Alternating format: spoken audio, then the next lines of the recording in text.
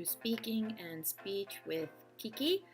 I'd like to welcome you to lesson 11. Last class, we talked about speaking in meetings.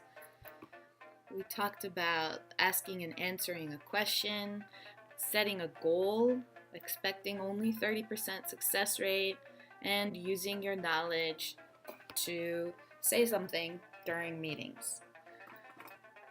In part B, I read something and I wanted you to make questions about it. I hope you took the opportunity. It was very short. I hope you made a question about each of the sentences, because later you'll see that those kinds of questions, I think those are the best questions to ask during meetings, because it shows I wasn't daydreaming, I was paying attention, I was listening, but I'm not a native speaker. Set yourself a goal to ask a question or answer a question at your next meeting, and I hope you really do it. Let me know. Leave me a comment below. Today, we're going to talk about visuals. I'm going to talk about why you need to use visuals. I'm going to talk about the 5 categories of vocabulary you need to memorize. You have to know them. And I'm going to keep it short. First of all, why use visuals at all?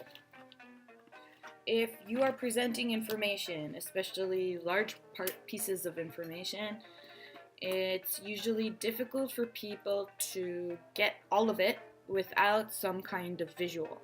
And people remember images better than they remember conversation. So for example, when you're trying to remember the plot of a movie, what do you usually do? Do you usually think about the dialogue, or do you usually imagine the scene, tell the story, imagine the scene, tell the story? That's what I usually do. Visuals also simplify information, especially when you're talking about numbers. When we're talking about a lot of numbers and you don't have the paper in front of you, or even if you have the paper in front of you, when the speaker wants to point out certain information, it's easier to have a big visuals and then point to the part you want to talk about. Okay, so it simplifies large amounts of information. And it helps both you and the listeners organize information. The way we do it in meetings and presentations is we have 10 visuals in our PowerPoint presentation. We hit each point one after the other in a line. You can't talk about visual 5 before you talk about visual 4. The same thing happens for the audience. They hear the story and they hear it 1 and then 2 and then 3 and then 4, right? They're not skipping around the information. They're not receiving a lot of information and deciding what comes first, what comes next. The way you organize it is up to you. But you're organizing it for yourself, you're organizing it for your audience, all right? And of course, there's an old saying, image is worth the same as 1,000 words.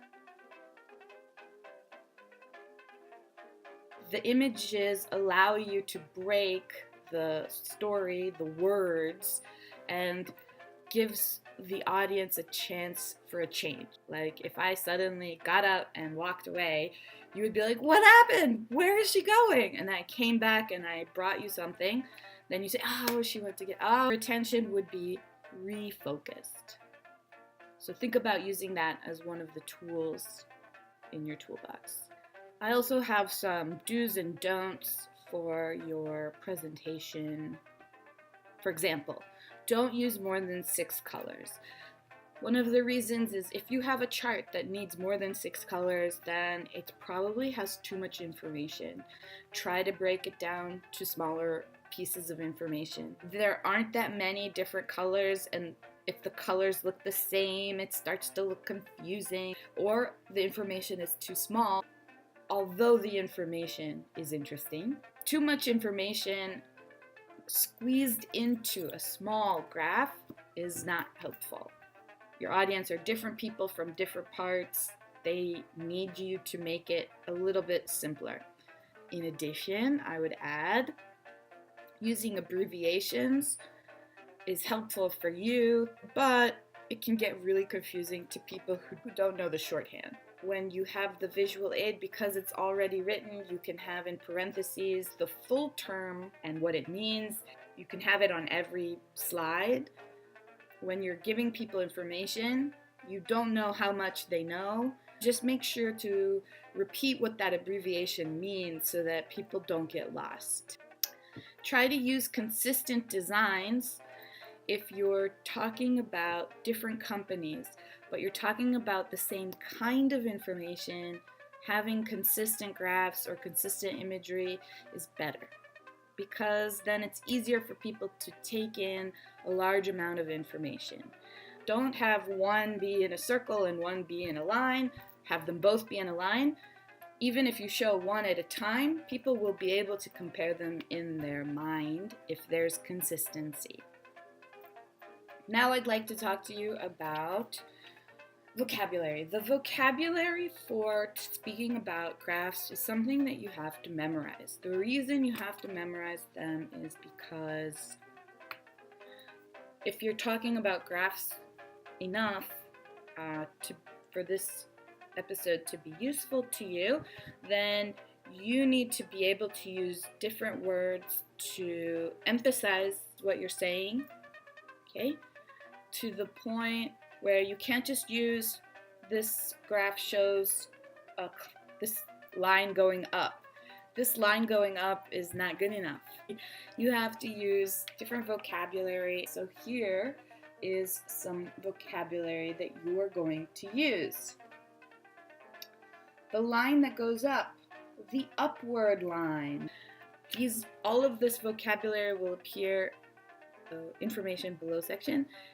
They aren't that many words, but when certain vocabulary is essential for your daily job, then I think it's worth taking the time to try to remember them and practice using them in your presentations. I will add a worksheet specifically for speaking about visuals.